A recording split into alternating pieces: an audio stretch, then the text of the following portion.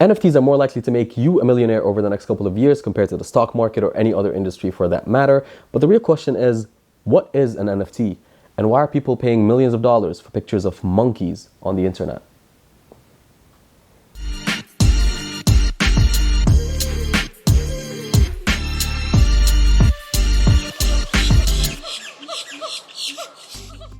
What's up, everybody? Welcome to the Ape Gang YouTube channel, where we discuss NFTs, the metaverse, crypto, and everything in between. My name is OG, I'm your host, and today we're answering the first question that comes to your mind. What is an NFT? Well, to answer that question, we first need to understand what the abbreviation or the term NFT means. NFT stands for Non-Fungible Token, and that's not enough to understand what an NFT is. So let's break it down even further. What is fungible? Well, you see, the word fungible technically literally means replaceable. So a fungible token or a fungible commodity is something that you could literally easily replace. Think of money, for example. If I give you a $10 note and you give me two $5 notes or even a different $10 note, they're technically the same thing. That exchange has literally given me the same thing that I've given you, right? Completely replaceable, completely fungible. But when you think about NFTs or when you think about non-fungibles, very different story. So an NFT is non-replaceable because it's got this combination of different traits that don't exist in any other token or NFT. Meaning, let's take the Ape Gang community, for example. So the Ape Gang project, when you buy an ape, even though there's 10,000 of them, there's only one with that specific combination of traits. So even if we both exchange apes, and even though they're technically one ape each, but your ape has a completely different combination of traits than mine. So we're not really giving each other the same thing, if that makes sense. The second question that probably comes to your mind is, well, why do NFTs even hold value, right?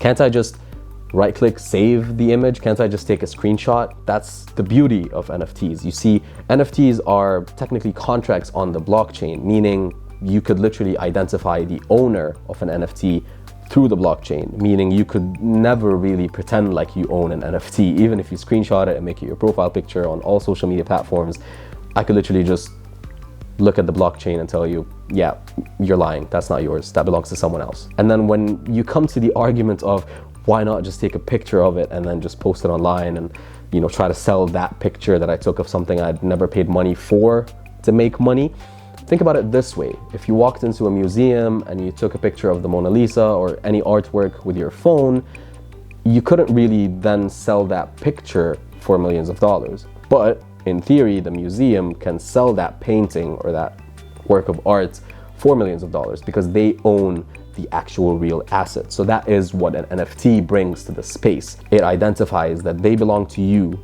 whoever you are, and they are non-fungible, non-replaceable. There's only one of them. So that in itself creates that rarity. Okay, so now we understand what an NFT is. We got the basics down. The next logical question that might come to your head is, well, why are they selling for such crazy amounts of money? Number one is the rarity factor. We already talked about it. There's also the utility factor. You see, some NFT projects are not just works of art. Sometimes it's also an exclusive membership into a specific community or a sign of social status. So for example, when you see people dropping millions and hundreds of thousands of dollars on CryptoPunks or Bored Ape Yacht Club, it's technically to become part of those social circles. So it's not so much about just the work of art, even though you might want to pay those amounts for just the art. Purely, art is subjective and it's your money.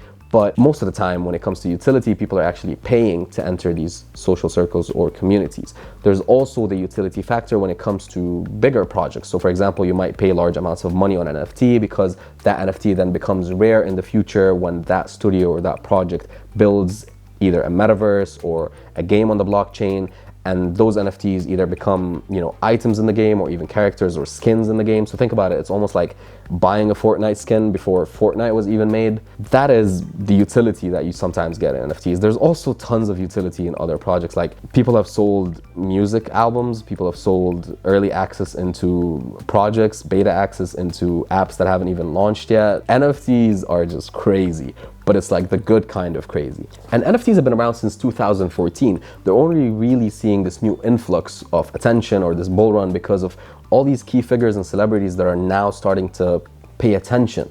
Think about Jay-Z, Post Malone, Snoop Dogg, Jimmy Fallon, you name it. And all these people are getting interested because NFTs have become this culmination of what the blue verification checkmark represents, what numbers of followers represents, which is the social currency, being able to establish a sense of social status by owning a work of art that belongs to a certain project that then grants you access to an exclusive membership or an exclusive community. Okay, so now we know what an NFT is, and we also know why certain NFTs are worth certain amounts of money. The next logical question in your head might be, okay, so now where can I buy one of these things? How do I get an NFT? The answer is online marketplaces. Something such as OpenSea, for example, where you could literally just go on the website, start browsing hundreds, if not thousands of NFT projects, check out the artwork, look at the different projects and their roadmaps, do your own research, find something that maybe resonates with you, and then it's as easy as bidding on it, think eBay, or just buying, an NFT now as an option, and in a matter of seconds, it literally just belongs to you. It's now your NFT, and it will always be that way unless if you then decide to sell it off to someone else. That's the beauty of NFTs. Actually, thinking about it, we might make a video about how to buy an NFT and literally walk you through it step by step, but that'll come at a later stage. So let's get back to this video. Wow, so this NFT thing sounds amazing. What could possibly go wrong? Well, let's talk risks for a second. NFTs are different from fungible tokens in a way or in a sense that there's lack of liquidity in NFTs, meaning that if, for example, you owned Ethereum, you could at any given point in time just convert or transfer that Ethereum over to, USDT, Tether, or BUSD, for example, and you could just transfer that money really quickly, right? You've got liquidity. But with NFTs, in order to make your money back or recoup it or even make profits, you need to find a buyer. You cannot sell if there's no buyer. And that is the added risk of NFTs. By the way, do your own research. None of this is financial advice. Make sure that you actually do your due diligence and don't just ape into project. Haha, ape. Back to the video. Okay. So now you understand the risks and you're going to do your own research. But how do you identify good NFT projects? Well, a great way to start is usually community. If you look at some of the largest or the most successful NFT projects in the world right now, literally all of them have amazing communities supporting them. Community is super, super important. You also need to look for communities that are just not about flipping. You don't want to get into an NFT project or a community where all of them are just trying to make money out of each other. So that could kind of get a bit toxic. You want a real genuine sense of community, a sense of belonging, a sense of, identifying with that project. That's number one. Number two is technically, you could argue more critical, but you need to look at the roadmap of the NFT project. So you need to understand where the project is headed, whether or not it's going somewhere in the future, if they're building, something in the metaverse, for example, if they're trying to build a game, if there's, launches, announcements, private events, whatever it is, you need to really start understanding the roadmaps. The Ape Gang community, for example, has an amazing roadmap that has been delivered on over the past couple of months, and that is genuinely a good sign. That's somewhere you could start. And last but not least, you also ideally would want to kind of resonate with the NFT that you're buying, meaning